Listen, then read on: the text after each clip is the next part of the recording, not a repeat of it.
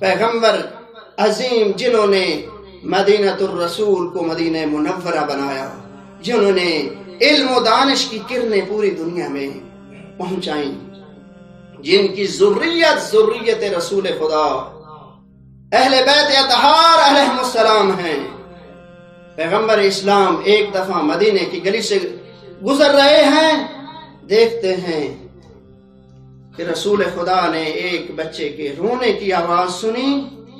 جو بڑی غمگین آواز میں بلند بلند گریہ کر رہا تھا۔ فوراً پیغمبر متوجہ ہوئے، آ کے درود و سلام پڑھا بیت الزہرا سلام اللہ علیہا۔ اس بیت الشرف کے دروازے پہ پیغمبر اسلام نے فرمایا، السلام علیکم یا اہل بیت النبوہ و معدن الرسالہ، اے اہل بیت نبوت اور رسالت کا گھرانہ، آپ پر رسول خدا کے درود و سلام ہوں۔ عزادارو دیکھا ہے رسول خدا نے امام حسین کا بچپنا ہے، مولا مظلوم کربلا رو رہے ہیں، یہاں پر رسول خدا آئے اور جناب زہرا کو ایک بشارت بھی دی اور ایک غم کی خبر بھی دی اور فرمایا، علمنی، مجھے بتاؤ، علمنی، مجھے بتاؤ کہ ماذا،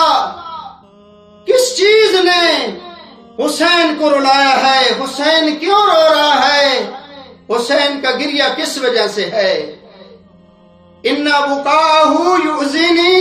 کہ حسین کی بکا، حسین کا گریہ مجھ رسول خدا کو کے لیے اذیت ناک ہے، مجھے دکھ پہنچتا ہے حسین کے رونے سے،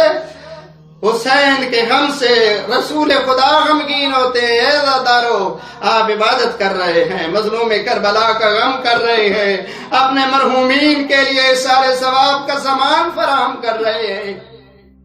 حسین پہ رونا سنت رسول ہے، جب حسین رو رہے تھے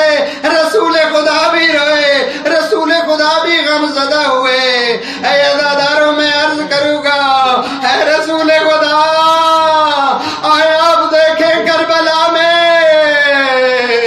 جب حضرت زینب کبریٰ سلام اللہ علیہا نے پکارا، اے یا جدہ ہو، اے میرے بابا، اے میرے جد رسول خدا، ہذا حسین، یہ آپ کا حسین ہے، مقطع الاعضاء، جس کے اعضاء بدن کے کاٹ دیے گئے ہیں، مرمل بالدماء، خون میں لطفت ہے، وہ بناتک سبایا، اور تیری بیٹیاں اسیر ہیں۔ الا لعنت اللہ علی القوم الظالمین وسیعلم الذین ظلموا وای منقلب ینقلبون۔